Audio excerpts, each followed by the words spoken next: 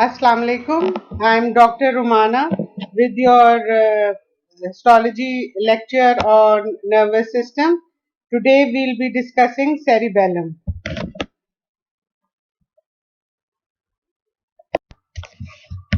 Grossly, cerebellum is a part of the hindbrain. It is present in the posterior cranial fossa. It forms the roof of the fourth ventricle, and the surface of the cerebellum consists of two hemispheres with a central vermis. And the surface of the cerebellum shows many transverse fissures. These fissures they divide the substance of the cerebellum into lobules.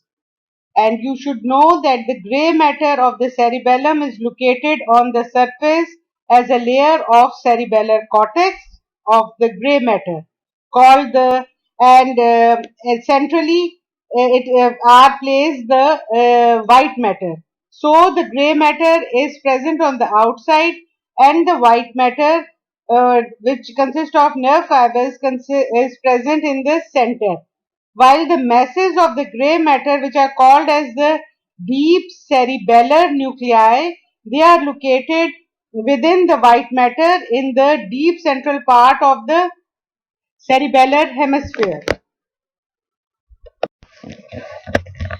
Briefly coming over to the functions of the cerebellum, it is responsible for the equilibrium, postural changes, and the smooth execution of the voluntary movements regarding their accuracy, perfection, and control.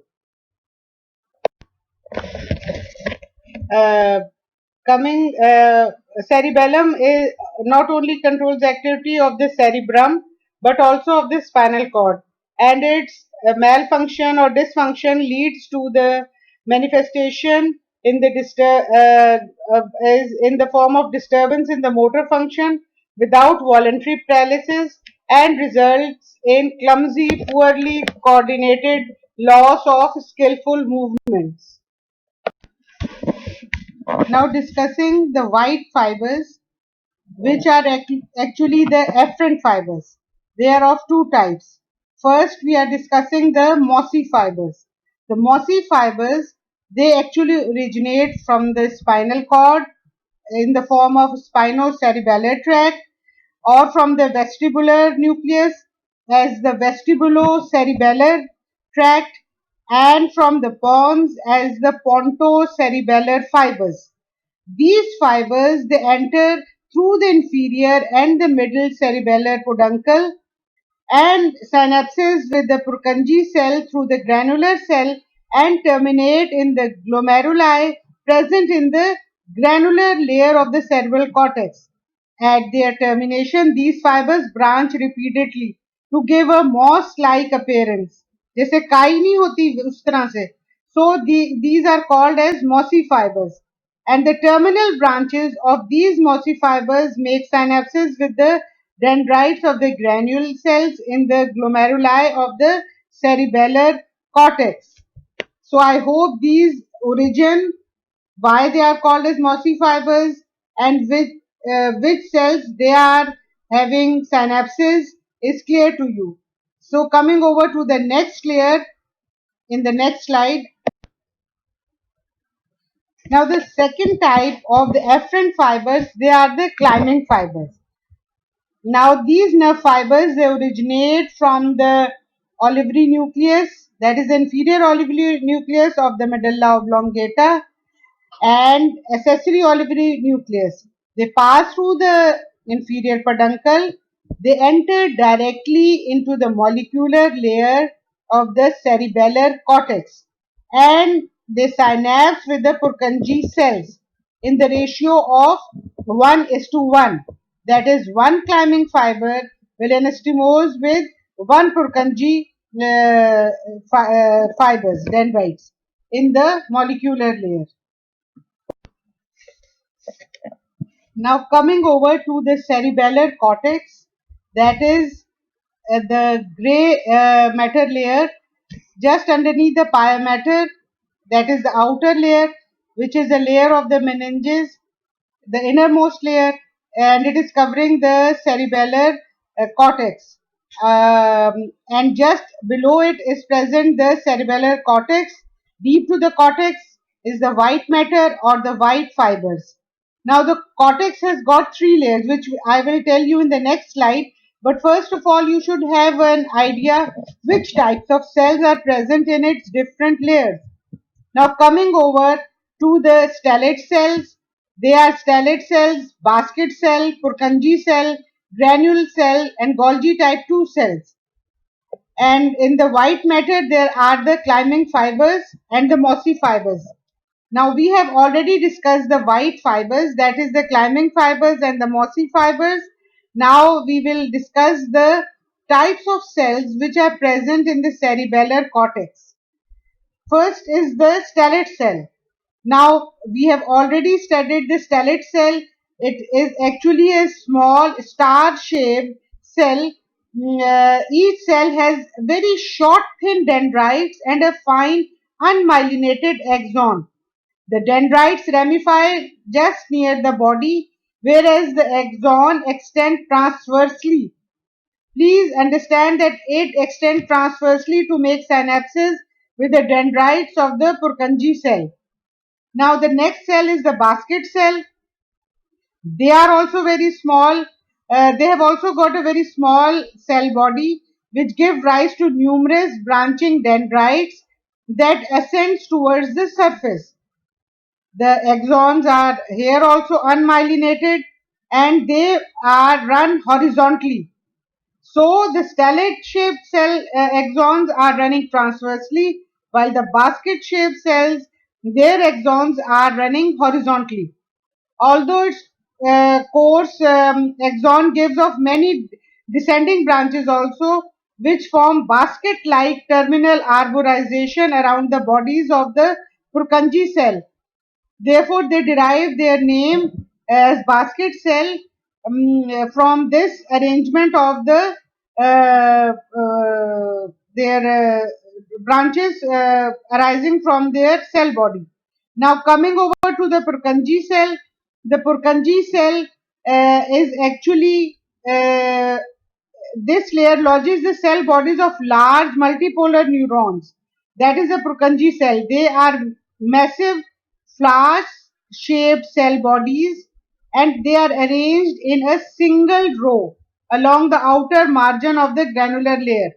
So, when you are drawing in this diagram, it is very much clear that the Purkinje cells, you can very well appreciate that it is a flower-shaped cell and from having a large vesicular nucleus with a prominent nucleolus and the dendritic tree arising from the apex of the cell body of each Purkinje cell has two or three large primary dendrites. They enter the molecular layer lying just above it, and they branch repeatedly to form a fan-shaped arborization. It is very much clear in this diagram. While the axon that arises, you can see it arises from the base of the cell. It acquires a myelin sheath and passes through the granular layer to enter the underlying white matter. So please remember that in the stellate cell and the basket cell, the axon were unmyelinated, while the Purkinje cells, their dendrites are running in the upper layer, that is the molecular layer, and they are forming an arborization. Now the axon arising from the base of the body, it will pass through the deeper layer, that is the granular layer, and it is this axon is myelinated and it is entering into the white matter layer. Then comes the next is the granule cell, and these granules are actually small neurons, and when they are stained with hemotoxin and eosin, the cytoplasm of the granule cell does not stain well, and the granule cell appears to be composed of closely packed cells with nuclei which are taking up deeply basophilic. So you will see small granules like appearance with darkly blue purplish staining they are taking.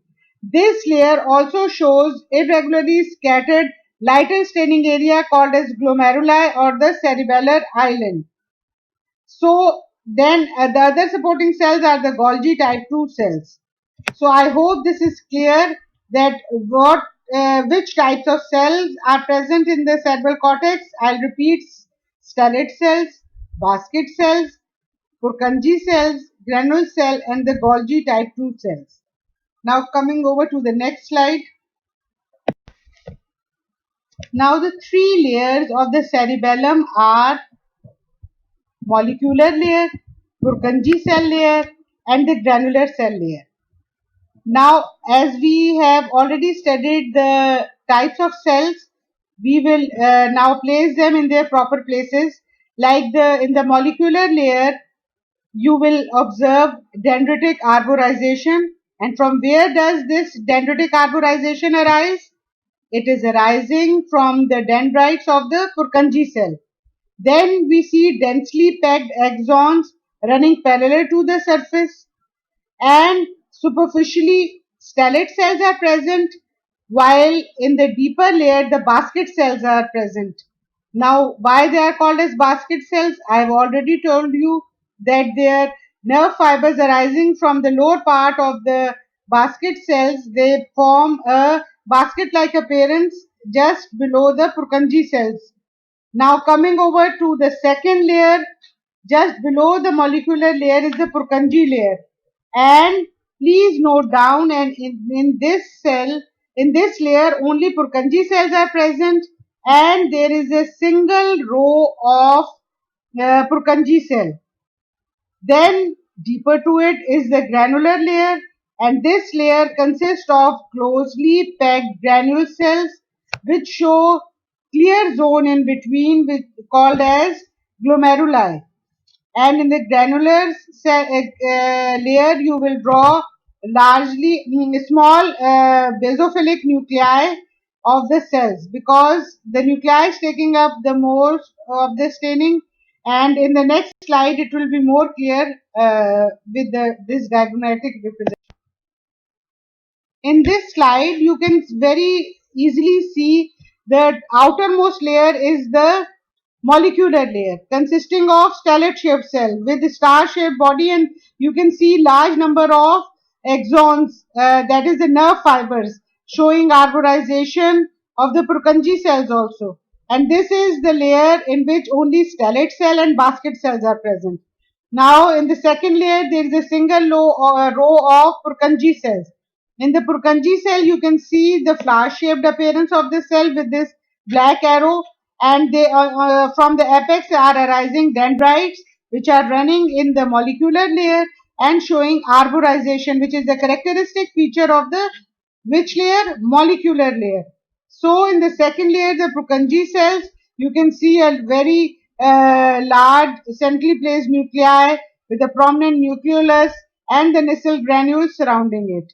Then coming over to the deeper layer, that is the third layer, which it is the granular layer. In it you can not, you will see that there are large blue colored nuclei of the cell can be seen while the cell is taking up the very lighter staining. Only the nuclei are present in large number and giving it a granular appearance.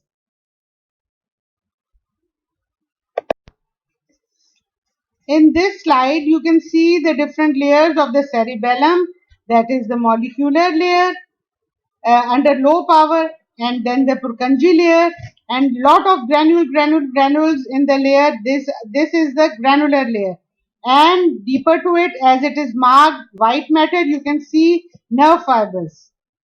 So I hope it is clear. In the next slide, you will see that how this cerebellum appears in the microscope under low power. This is the microscopic appearance of the cerebellum. You can see that it has got different leaf-like structure called as folia. And from the folia, moving from the outward to the inward, is the outermost is the pia mater, then is the molecular layer, and distinctly flower-shaped cells you can see is the Purkinje layer. Then comes blue dots, that is the granular appearance of the granule cells, and in between them is the nerve fiber layer, that is the white matter. And this arrangement in the leaf-like manner is called as the folia of the cerebellum. I hope this is clear to you, the whole of the histology of cerebellum. This not only completes your lecture on cerebellum, but also the practical.